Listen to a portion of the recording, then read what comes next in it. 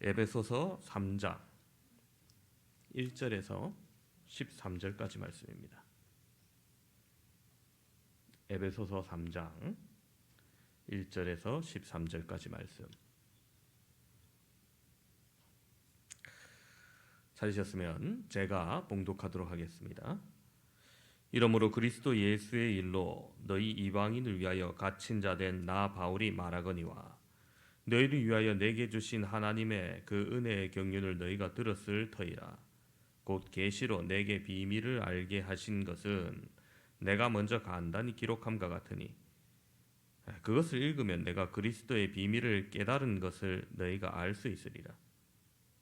이제 그의 거룩한 사도들과 사도들과 선지자들에게 성령으로 나타나신 것 같이 다른 세대에서는 사람의 아들들에게 알리지 아니하셨으니 이는 이방인들이 복음으로 말미암아 그리스도 예수 안에서 함께 상속자가 되고 함께 지체가 되고 함께 약속에 참여하는 자가 됨이라. 이 복음을 위하여 그의 능력이 역사하시는 대로 내게 주신 하나님의 은혜의 선물을 따라 내가 일꾼이 되어노라. 모든 성도 중에 지극히 작은 자보다 더 작은 나에게 이 은혜를 주신 것은 측량할 수 없는 그리스도의 풍성함을 이방인에게 전하게 하시고 영원부터 만물을 창조하신 하나님 속에 감추어졌던 비밀의 경륜이 어떠한 것을 드러내게 하려 하심이라. 이는 이제 교회로 말미암아 하늘에 있는 통치자들과 권세들에게 하나님의 각종 지혜를 알게 하려 하심이니 곧 영원부터 우리 주 그리스도 예수 안에서 예정하신 뜻대로 하신 것이라. 우리가 그 안에서 그를 믿음으로 말미암아 담대함과 확심을 가지고 하나님께 나아감을 얻느니라. 그러므로 너희에게 구하노니 너희를 위한 나의 여러 환난에 대하여 낙심하지 말라. 이는 너희의 영광이니라. 아멘.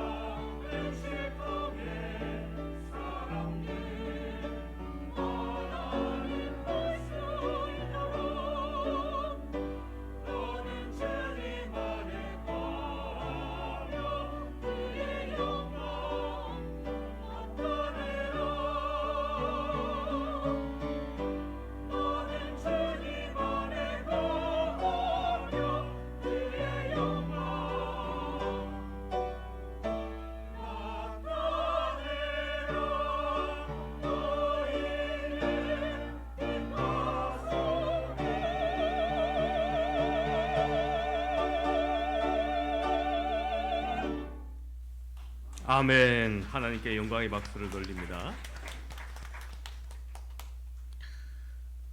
네, 설교의 서두에 한 가지 이야기를 들려드리려고 합니다. 성경에 나오는 이야기는 아니고요, 오스카 와일드라는 분의 단편 소설에 나오는 이야기입니다. 여러분, 예수님께 은혜 받는 많은 사람들이 있죠. 근데 정작 그 은혜 받은 후에 그 사람이 어떻게 됐을까?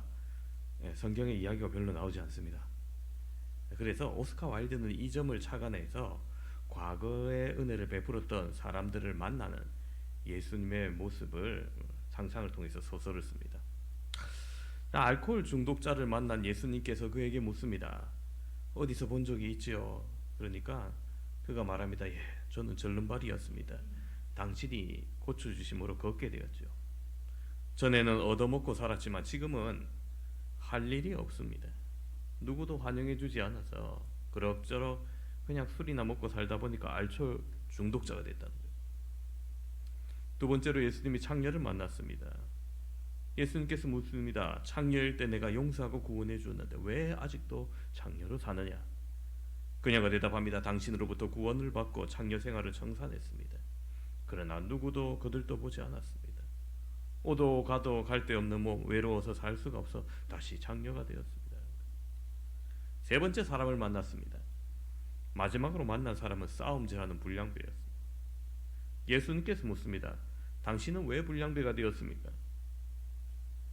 그 사람이 대답하기를 저는 시각장애자였는데 당신이 내 눈을 뜨게 하셨습니다. 보이지 않을 때는 몰랐는데 눈을 뜨고 보니까 안 입고 온 사람들이 너무 많이 보여서 울분이 터져서 주먹을 쓰다가 이렇게 됐다. 참 다들 하나같이 변명은 있습니다만, 여러분, 이 소설이 무엇을 말하고자 한 걸까요? 은혜 받은 사람, 그 은혜를 살려내지 못하는 인간의 안타까운 모습을 그려보고자 했던 겁니다. 여러분, 우리도 하나님으로부터 받은 사랑이 크실 것입니다. 창녀로부터 구원되거나 소경이 눈을 뜨는 그 이상의 은혜를 우리는 입었습니다. 그러나 받은 바 은혜를 깨닫고 그 은혜에 보답하는 모습을 보이며 행하지는 못하였지 않았는지, 받은 은혜가 아무리 크다 하더라도 여러분, 나타내지 않는다면 은혜 받기 이전의 삶보다 별 다를 것이 없죠. 여러분, 영혼이 죽을 수밖에 없었지만 예수님의 보혈로 구원의 은혜를 받은 여러분은 지금까지 어떻게 살아오셨습니까? 받은 바 은혜를 증거하며 살아오셨습니까? 벼랑 끝에 구원이 있다라는 책을 쓴 무슬림 전도자는 무슬림에게는 사랑과 구원의 확신이란 교리가 없다는 거예요. 무슬림들은 천국에 가고자 마음의 선행을 많이 베풀지만은 구원의 확신을 얻지 못한 채 부족하지 않을까 하면서 늘 불안해한다는 거예요. 저도 그 얘기를 듣고 난 다음에 그래서 무슬림 중에서 이 극단적인 사람들이 자폭 테러를 하는구나. 구원의 확신이 없으니 그들이 말하는 성스러운 전쟁에서 자기 목숨을 바치면 천국에서 몇 명의 처녀와 함께 생활한다는 그런 코란의 말이 있으니까 그걸 통해서 자기 구원을 확보하기 위한 몸부림이었구나, 이렇게 느껴지더라고요. 여러분, 그렇습니다. 세상의 여러 종교와 사상들이 이렇게 하면 구원을 받을 수 있다고 외칠 겁니다. 그냥 외치지는 않을 거고 조건이 있겠죠. 구원받을 조건들을 잔뜩 열거하겠지만 그 누구도 그 조건을 충족할 수 없습니다. 아니, 혹 충족하다 하더라도 예수 그리스도의 구원의 길은 없습니다. 그러나 복음은 어떻습니까? 구원받을 길을 열어두셨습니다. 그러니 배타적이라고 할 수 있습니까? 누구든지 와서 구원받을 수 있는 거죠. 예수님께서 우리를 위하여 이루어주신 구원의 역사는 정말 놀라운 것입니다. 우리가 반응할 것은 오직 하나입니다. 바로 믿는 것입니다. 그런데 믿음이 어떻게 하는 겁니까? 믿음은 하나님의 약속에 대하여 더 이상 두려워하거나 염려하지 않는 거예요. 그 약속이 확실하다, 믿다, 능력을 믿는 거죠. 자, 어떤 청년이 무디 목사님에게 찾아와서 나는 속죄 확신이 없습니다라고 합니다. 자, 목사님께서 그 청년에게 요한복음 1장 12절을 읽어주옵니다. 영접하는 자, 곧 그 이름을 믿는 자들에게는 하나님의 자녀가 되는 권세를 주셨으니. 그러나 청년은 믿어지지 않는다고 합니다. 무디 목사님이 또다시 로마서 1장 로마서 8장 1절을 읽어주세요. 그러므로 이제 그리스도 예수 안에 있는 자에게는 결코 정죄함이 없나니. 자, 그 청년은 자기 죄를 회개하였지만 여전히 용서받은 것과 자신이 구원받았다는 사실을 믿지 못하겠다고 합니다. 무디 목사님은 이제 요한 1서 1장 9절을 읽어줍니다. 만일 우리가 우리 죄를 자백하면 그는 미쁘시고 의로우사 우리 죄를 사하시며 우리를 모든 불의에서 깨끗하게 하실 것이요. 그래도 이 그 청년이 확신이 생기지 않는다고 하니까 무디 목사님이 불같이 화를 내며 말해요. 아이, 이 양반아, 자네 도대체 뭔가? 왜 안 믿는가? 하나님께서 자네 죄를 용서하셨다고 이만큼 말씀하셨으면 믿어야지. 여러분, 그렇습니다. 믿음이란 하나님의 약속을 알았다면 더 이상 의심하거나 두려워하지 않고 여러분 감사합니다, 사랑합니다 하고 받아들이는 것입니다. 우리가 할 일은 그것밖에 없습니다. 이것이 믿음이라는 것. 유명한 책 제자입니까의 저자 후안 카를로스 오르티즈 목사님이 한때 과거에 자신이 죄인이라는 죄책감으로 너무 고통을 겪었어요. 그래서 막 고민하다가 병까지 생겼습니다. 그러던 어느 날 성경을 읽다가 우리의 모든 죄를 사하시고 라는 말씀을 읽는데 하나님의 음성이 들린 듯한 거예요. 나는 내가 알고 있지 못하는 너의 죄조차 다 용서해. 너 때문이 아니고 예수 그리스도의 피 때문에 너를 용서했대. 그런데 자신을 용서하지 못하는 너는 누구냐는 거예요. 나보다 더 거룩한 자냐는 거예요. 그 말씀을 듣고 그 목사님이 자신을 받아들인다는 것, 자신의 행위와 상관없는 일이라는 것을 깨닫게 됩니다. 목사님은 더 이상 자신의 행위를 보지 않고 대신 하나님께서 보시는 예수 그리스도의 피를 바라봅니다. 놀라운 평안과 신비로운 행복감을 맛보았습니다. 그러더니 정말 3일 후에는 가지고 있는 병까지 낫게 됩니다. 여러분, 우리의 구원의 길은 이미 다 이루어 주셨습니다. 하나님께서 다 이루어 놓았어요. 우리는 믿기만 하면, 취하기만 하면 되는 것입니다. 명심하셔야 됩니다. 우리 자신을 바라보면 언제나 절망이에요. 이래 갖고 다겠나. 그러나 예수님을 바라보면 언제나 확신입니다. 여러분, 그렇지만 여러분, 믿음으로 얻는 것은 구원만이 아니에요. 승리하는 삶도 믿음으로 살 때 주어집니다. 우리를 바라보면 언제나 실패입니다. 그러나 예수님을 바라보면 언제나 승리인 겁니다. 에베소서를 읽다 보면은 감동받는 것이 사도 바울이 이 편지를 감옥에서 썼다는 거예요. 그런데도 불구하고 믿어지지 않을 정도로 그가 행복해 보여요. 여러분, 누구나 감옥에 갇히면은 약해집니다. 아무리 기고만장한 사람이라도 나를 위해서 구명운동을 해라, 탄원서를 보내라, 고독하다, 이런 편지로 호소할 겁니다. 그런데 사도 바울은 행복한 정도가 아니고 감격에 쌓여 있어요. 사도 바울이 이처럼 감옥에서 감격스러워하는 이유는 놀라운 하나님의 비밀을 깨달았다는 겁니다. 오늘 본문에 보면은 하나님의 경륜, 비밀이라는 표현이 계속 나옵니다. 2절에 보면 하나님의 그 은혜의 경륜 이렇게 되어 있고, 3절에는 계시로 내게 비밀을 알게 하신 것 이렇게 되어 있고, 4절에는 내가 그리스도의 비밀을 깨달은 것 이렇게 되어 있죠. 여러분, 그렇습니다. 하나님의 경륜이란 하나님이 세상을 움직여가는 지혜, 계획을 말합니다. 이것은 사람에게 감춰져 있었기에 비밀입니다. 그런데 사도 바울은 그것을 깨달았다는 것입니다. 그래서 감옥에 있어도 그렇게 행복하다는 거예요. 궁금해지죠? 사도 바울이 말한 비밀이 무엇입니까? 그것은 간단히 말하면 누구든지 예수님을 믿기만 하면 구원을 받아 하나님의 자녀가 된다는 것입니다. 12절을 보면 그를 믿음으로 말미암아 담대함과 확신을 가지고 하나님께 나아감을 얻느니라. 여러분, 믿기만 하면 누구나 하나님의 자녀가 될 수 있다. 이 복음이 사도 바울이 감옥에서 행복하게 감격할 수 있었던 이유입니다. 어떤 분은 궁금해하실 겁니다. 그게 그렇게 놀라운 일이냐? 여러분, 우리는 이미 많이 들었던 내용이라 별 충격이 없지만 당시에는 믿어지지 않는, 상상 못한 메시지였습니다. 그리고 이 복음을 여러 번 들었지만 실제로 이 복음이 얼마나 충격적인지 잘 이해하는 이도 드뭅니다. 마귀가 이 복음 한 방에 완전히 KO가 된 겁니다. 여러분, 마귀는 우리가 구원받지 못하도록 철저히 인간을 지배해 왔습니다. 마귀는 한 사람도 벗어날 수 없다고 그렇게 확신하고 있었습니다. 그것은 죄의 권세 때문입니다. 마귀는 아담과 하와가 선악과를 따먹고 난 이후에 죄로 인해서 우리에게 왕노릇했습니다. 우리의 본성 자체가 죄로 더럽혀졌기 때문에 죄 짓지 않고는 살 수 없는 존재가 되었습니다. 죄를 지으면 죄의 종이 되는 것입니다. 노력해도 안 되고 율법으로도 부족하고 도를 닦아도 안 되고 고민을 해도 안 되고 후회를 해도 안 되고 결심을 해도 안 되는 겁니다. 결국 좌절하고 포기하고 맙니다. 그러면서 사는 동안이나 즐겁게 살고 먹고 마시고 자포자기하고 쾌락주의에 빠져듭니다. 그런데 놀라운 일이 생깁니다. 예수님을 믿기만 하면 누구나 구원받는다. 유대인이나 이방인이나 주인이나 종이나 인종을 극복하고 사상을 넘어서 국경을 초월해서 극악무도한 죄인이라 할지라도 예수 그리스도의 복음을 듣고 받아들인 사람은 하나님의 약속 안에 들어올 수 있다는 거예요. 구원의 문이 활짝 열렸습니다. 누구도 천국에 가지 못하게 막으려고 그렇게 발버둥 치던 마귀가 모든 사람에게 구원의 길이 열렸으니 얼마나 놀라고 억울하겠어요. 악하고 꼬꾸라질 일입니다. 여러분, 우리가 이 은혜로 구원받게 됩니다.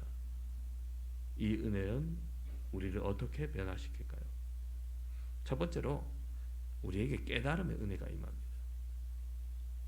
우리 오늘 말씀 3절 4절 함께 읽겠습니다. 3절 4절입니다. 곧 계시로 내게 비밀을 알게 하신 것은 내가 먼저 간단히 기록한 것 같으니 그것을 읽으면 내가 그리스도의 비밀을 깨달은 것을 너희가 알 수 있으리라. 자, 여러분, 바울이 깨달았다 고백하는 이 비밀이 뭘까요? 1차적으로는 교회를 의미합니다. 따라서 우리는 교회를 가리켜 깨달음의 공동체라고 말할 수 있습니다.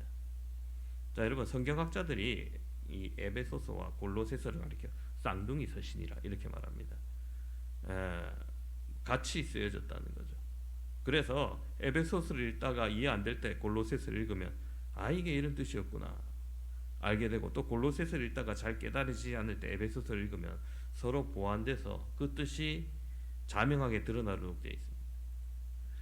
사도 바울은 에베소서에 비밀 얘기를 많이 했지만 골로새서에서도 비밀 얘기를 아주 많이 합니다. 골로새서 1장 26절 27절은 이렇게 비밀을 얘기해요. 만세로부터 감추었던 비밀이 드디어 나타났다 합니다. 그리고 하나님이 성도를 통하여서 이방인에게 이 비밀의 영광을 알게 하실 것이다 말합니다. 자, 그러면서 골로새서에서 1차적으로 이 비밀을 이렇게 설명합니다. 이 비밀은 너희 안에 계신 그리스도니 곧 영광의 소망이다. 다시 말해서 그 주님이 내 안에 살게 된 것은, 그래서 내가 구원을 체험한 사실, 내가 하나님의 자녀가 되는 이 사실이 바로 비밀이라는 거예요. 자, 이 비밀 히랍어로 무스테리온이라고 합니다. 영어로는 미스테리라고 하죠. 자, 이 무스테리온이라는 말은 계속 숨겨져 있는 알지 못하는 비밀이 아니라 사실은 자랑하고 싶은 비밀이에요. 여러분, 비밀 가운데 어떤 비밀은 내가 알게 되면 말하고 싶은 것이 많죠. 그래서 다른 사람한테 이건 비밀인데 하면서 얘기하죠. 비밀은 무슨 비밀? 그렇게 얘기하면 나중에 다 알잖아요. 예. 그렇습니다. 여러분, 나타난 비밀이라는 거예요. 공공연한 비밀. 이제는 당연히 나타나야 되고 자랑하고 싶은 그런 비밀. 그게 뭐냐 하면 바로 예수님이 내 구주가 되신다는 거죠. 내가 구원받은 것, 내가 하나님의 자녀가 된 것, 이것을 바울은 지금 여기에 놀라운 비밀이라고 말하는 겁니다. 여러분, 내가 복음 듣고 복음 깨달았다는 증거가 뭘까요? 골로새서 1장 6절을 보면 이렇게 말해요. 이 복음이 너희에게 이르매 너희가 듣고 참으로 하나님의 은혜를 깨달은 날부터. 그렇습니다. 다시 말해서 복음을 듣고 보니까 정말 하나님이 나를 사랑하셨구나. 나 같은 죄인을 있는 그대의 모습으로 그대로 받아주시고 용서하시고 용납하시고 내 인생을 변화시켜 주시는구나. 하나님의 은혜가 참 놀랍다. 이렇게 고백할 수 있었다는 겁니다. 그렇습니다. 여러분, 한마디로 하나님의 은혜를 깨달은 것, 이것이 복음을 들었다는 증거예요. 그럼에도 불구하고 이 교인들 가운데 교회에 출석한다고 해서 삶의 변화가 그냥 일어난 것이 아니라 삶의 변화가 없고 신앙이 자라지 않는 사람들도 있습니다. 그런 분들은 한번 본질적으로 내가 정말 복음을 깨달았는가 하고 자신에게 되물어야 됩니다. 깨달아 알았다는 말을 다른 말로 하면 내가 정말 하나님의 은혜를 깨달았는가. 여러분, 장로교 헌법에는 교인이라고 다 같은 헌법이 아닙니다. 법적으로는 세 가지 교인이 있어요. 원입교인, 학습교인, 세례교인 이렇게 있어요. 원입교인은 그야말로 내가 한번 교회 다녀볼까 해서 예배 참석한 분. 학습교인은 세례 받기 전에 학습 받으신 분. 세례교인은 세례나 입교하신 분이죠. 자, 세례교인이 돼야지 법적으로 비로소 투표에 참여하고 재직이 될 수 있습니다. 물론 그런 법적인 것도 중요하지만 정말 중요한 것은 여러분 형식이 아니라 그 속에 세례를 받을 때 우리가 하는 신앙 고백이 중요하죠. 내가 정말 예수 그리스도를 구주로 받아들이냐 그렇지 않느냐. 여러분 공부 다 하고 정말 다 했는데 당회 때 질문할 때 어떤 할아버지, 좀 고집 있는 할아버지를 제가 한번 가르친 적이 있어요. 할머니는 하면 하는데 이분은 공부할 때는 그렇지 해놓고 방에 문답 때 내가 잘 모르겠는데 이런 거예요. 결국 못 드렸어요. 예수 그리스도를 구주로 고백을 못하면 드릴 수가 없어요. 그분 굉장히 씩씩거리면서 여러분 그렇습니다. 예수 그리스도를 구주로 고백하고 받아들이느냐 아니냐 굉장히 중요한 겁니다. 여러분 우리 교회에도 새가족반 같은 기초적인 성경 공부 과정들이 준비되어 있는데 여러분 적어도 새가족반을 통과하는 사람이 그 속에서 진짜 고백이 나오는 사람이 우리 교회 정교인이겠죠. 그런데 그런 절차를 밟을 필요 뭐 있냐, 어차피 뭐 다른 데서 다 한번 하고 왔다 이렇게 생각하시는 분 계실지도 모르겠습니다. 그러나 우리가 아무리 확인해도 모자르지 않는 것이 구원에 대한 확신입니다. 그래서 이 새가족본을 하는데 바로 이 구원의 비밀을 더욱더 깨달아 알게 하도록, 이미 아신 분은 더 깊이 알고 확신하도록 우리가 돕는 것이 바로 그거죠. 물론 그 과정 통과했다고 해서 내가 다 안다 이렇게 말하시면 안 됩니다. 성경은 참 두껍고 인생은 짧습니다. 그러나 정말 우리가 놓치지 말아야 될 것은 바로 이 복음의 비밀을 깨닫는 것, 나를 향하신 하나님의 사랑을 깨닫는 것입니다. 그래야 진짜 교인인 것이죠. 여러분 교회란 무엇일까요? 건물이 아니죠. 예수 그리스도를 구주로 고백하는 같은 신앙 고백을 하는 사람들의 모임입니다. 다른 걸 고백하면 그분 교회가 아닙니다. 예수 그리스도를 구주로 고백한다는 것은 그 은혜를 깨달은 사람인 거죠. 오늘 함께 예배드리는 우리 모든 분들이 바로 이 은혜를 깨달아 진정한 천국의 시민이요 성도 되시기를 주님의 이름으로 축원합니다. 두 번째로 우리가 은혜를 받으면 겸손한 사람이 됩니다. 바울 사도는 성도 중에 자기를 가리켜 지극히 작은 자보다 더 작은 자라고 아주 겸손한 믿음의 사람이 되었음을 알 수 있습니다. 디모데전서 1장 15절도 스스로를 이렇게 표현해요. 미쁘다 모든 사람이 받을 만한 이 말이요 그리스도 예수께서 죄인을 구원하시려고 세상에 임하셨다 하였도다. 죄인 중에 내가 괴순이라. 여러분 그렇습니다. 사도 바울은 어떤 삶을 살았습니까? 자기를 위하는 것, 자기가 높아지려는 것 하나도 없고 자기를 철저히 부인하고 오로지 하나님의 일이 잘 되고 그리스도를 존귀케 되기를 소망하면서 겸손히 주의 일에 충성했습니다. 사도 바울이 그토록 일생토록 하나님께 귀한 쓰임받는 그릇이 되었던 것, 그의 겸손 때문이라고 할 수 있을 것입니다. 겸손이 바로 쓰임받는 비결이요 겸손이 바로 하나님의 일을 잘 감당하는 비결이요 겸손이 바로 영혼이 높아지는 비결인 겁니다. 잠언 22장 4절이 이렇게 말합니다. 겸손과 여호와를 경외함의 보상은 재물과 영광과 생명이니라. 바울은 성도 중 지극히 작은 자보다 더 작다고 겸손히 낮아져서 충성했지만 여러분 오늘날 신약 시대에 와서 바울보다 더 큰 자가 없으리라 만큼 그는 존귀한 자가 되었습니다. 무엇입니까? 자기를 낮추는 자가 결국 큰 자가 됩니다. 하나님께서 자기를 낮추는 만큼 하나님께서 높여주십니다. 이렇게 약속하세요. 잠언 4장 7절 8절에 지혜가 제일이니 지혜를 얻으라. 내가 얻은 모든 것을 가지고 명철을 얻을지니라. 그를 높이라. 그리하면 그가 너를 높이 들리라. 만일 그를 품으면 그가 너를 영화롭게 하리라. 아멘. 그렇습니다. 하나님을 품어야 된다. 유명한 오케스트라 지휘자가 베토벤 교향곡을 연주함으로써 큰 감명을 많은 청중들에게 주었습니다. 사람들이 몰려들어 묻습니다. 비결이 뭡니까? 물을 때 지휘자가 말하기를 나는 아무것도 아닙니다. 여러분도 아무것도 아닙니다. 오직 베토벤만이 전부입니다. 저는 이 말을 생각해 봤습니다. 무슨 말입니까? 지휘자가 베토벤의 상황과 그 곡에 대한 간절함과 베토벤의 눈으로 바라본 이 곡에 대한 해석 등 자기의 고집을 다 버리고 완전히 베토벤과 같은 마음을 품고 지휘할 때 놀라운 교향곡을 완성시켰다는 거죠. 여러분, 그렇다면 우리도 예수 그리스도를 그대로 품을 때 어떻게 되겠습니까? 우리 안에 그리스도로 말미암아 변화가 일어나는 겁니다. 우리 안에 예수님이 보이는 겁니다. 어느 믿음의 가정에 부인이 진실한 신자이신데 남편이 완고한 불신자입니다. 어느 주일날 아침에, 하필 주일 아침이에요. 남편이 오늘 정오에 친구들이 오니까 교회 가지 말고 손님 대접 준비하라 이렇게 해요.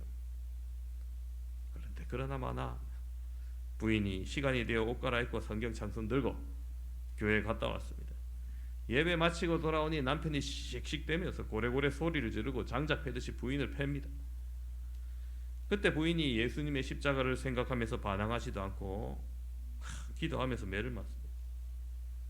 여러분, 때리는 사람이 매 때릴 때 좀 반항을 해야지 때리는 맛이 있나 봐요. 반항도 안 하고 맞고 있으니까 무안해서 그만둡니다. 그래도 부인은 세수하고 옷 갈아입고 남편에게 세수물 갖다 바치고 인삼하고 닭을 구워와서 삼계탕 만들어서 잡수시고 하는 거예요. 이 부인의 행동을 보고 있자니 남편이 야, 나랑 확실히 뭐가 다르구나 이런 걸 느낀 거예요. 이분이 성품은 나쁜데 자기 파악은 잘하는 거예요. 나는 마귀 새끼 같고 부인은 참 천사같이 보이는 거예요. 교리도 모르고 천당 지옥도 잘 모르지만 자기는 지옥 갈 것 같고 부인은 천국 갈 것 같아 보이는 거예요. 그래서 자기도 예수 믿으면 부인같이 되나 싶어가지고 나도 예수 믿자고 교회 나오기 시작해서 나중에 모교회 장로가 되었답니다. 여러분, 그렇습니다. 여자가 남편하고 한평생 살면서 남편 마음 감동시키지 못한다면 여러분, 예수님을 완전히 품어내지 못한 거예요. 더욱 예수님을 닮아 기도하면서 사랑과 희생으로 남편의 마음을 감동시켜서 가정의 평화를 이루고 가정의 천국을 이루시기를 바랍니다. 여러분, 끓는 솥에 삶아지지 않는 나물이 없고요, 뜨거운 물에 녹지 않은 쇠덩이가 없습니다. 그리스도의 사랑에 녹지 않는 완고한 사람이 없을 줄 믿습니다.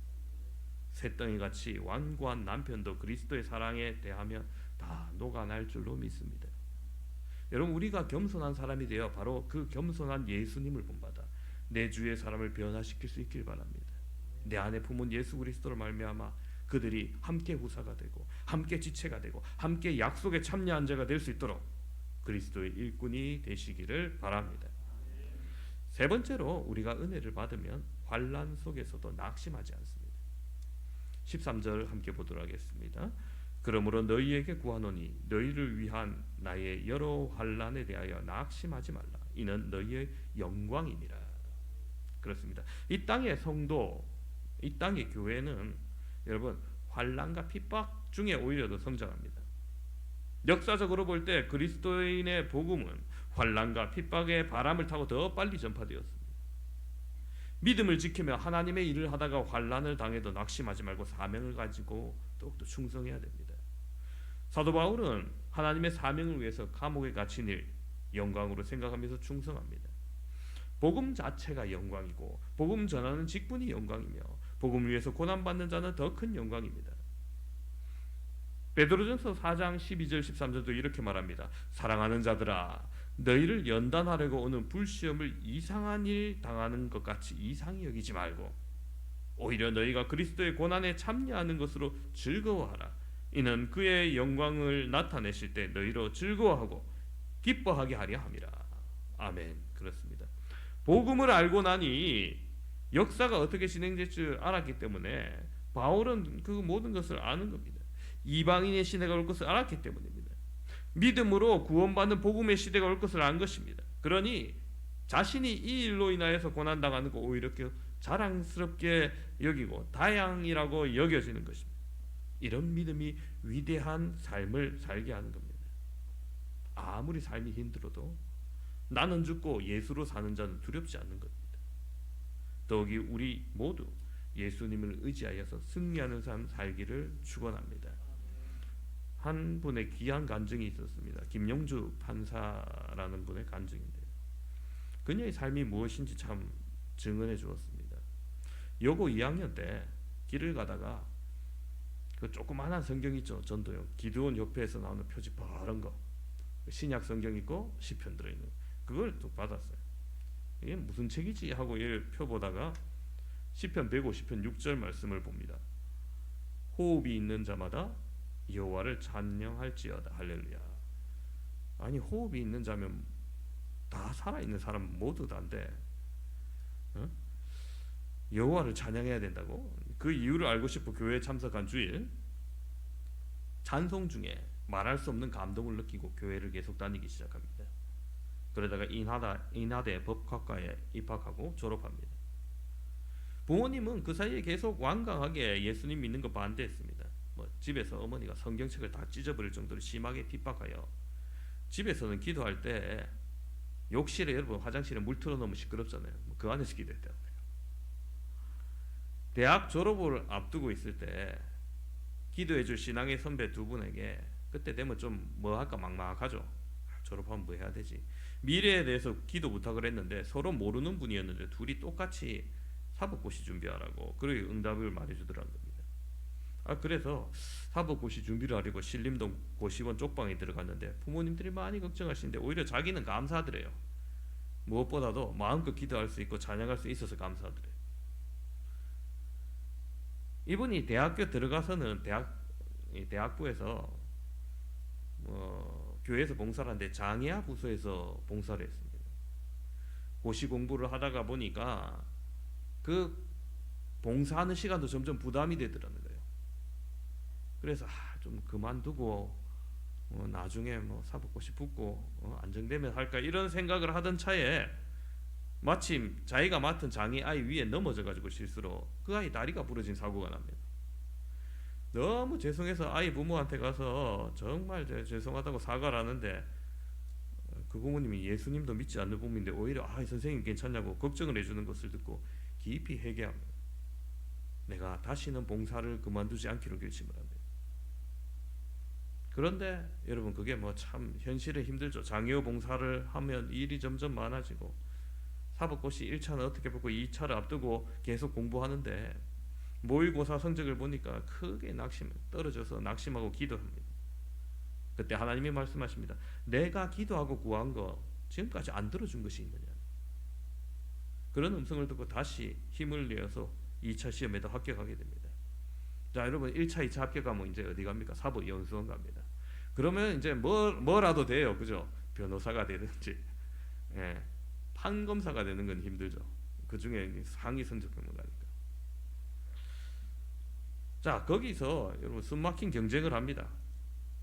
근데 이분은 주일날 교회에 나와서 거의 하루 종일 봉사하고 들어가니까 같이 공부하던 동기들이 어떡하려고 그러냐면서 말이 많았지만은 그녀가 이런 생각이 들더라면 하나님 제가 하나님의 간증이 되게 해주세요. 자 그렇게 공부했는데 그 가장 어렵다는 판사에 임용받게 됩니다. 그녀가 믿는 하나님 나도 믿겠다고 교회 다니고 싶다고 하는 사람들이 주변에 늘기 시작합니다. 그녀의 어머니도 그거 봐라 교회 그만 다니길 잘했지 했더니 엄마 사실 나 지금까지 교회 다니고 봉사 열심히 했어요. 그리고 이 간증을 할 때 그 부모님이 간증하는 교회에 참석했다고 그런 얘기를 들었습니다.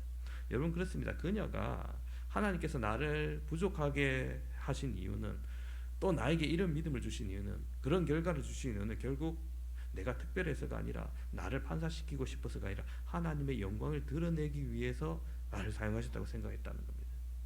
여러분, 그녀가 받았던 은혜로 고난 중에 낙담하지 않아서 끝까지 믿음을 지켜서 승리한 것이죠. 여러분, 오늘 함께 예배드리는 사랑하는 성도 여러분, 우리가 이런 하나님의 은혜를 받았다면 우리가 그 은혜로 인하여 고난 중에 낙심하지 않고 끝까지 믿음 지키시길 바랍니다. 하나님께 영광 돌림에 더욱더 승리하시는 저와 여러분 되시기를 주님의 이름으로 축원합니다. 우리도 주님의 은혜로 낙심하지 않고 믿음 지켜 승리하시기를 주님의 이름으로 축원합니다.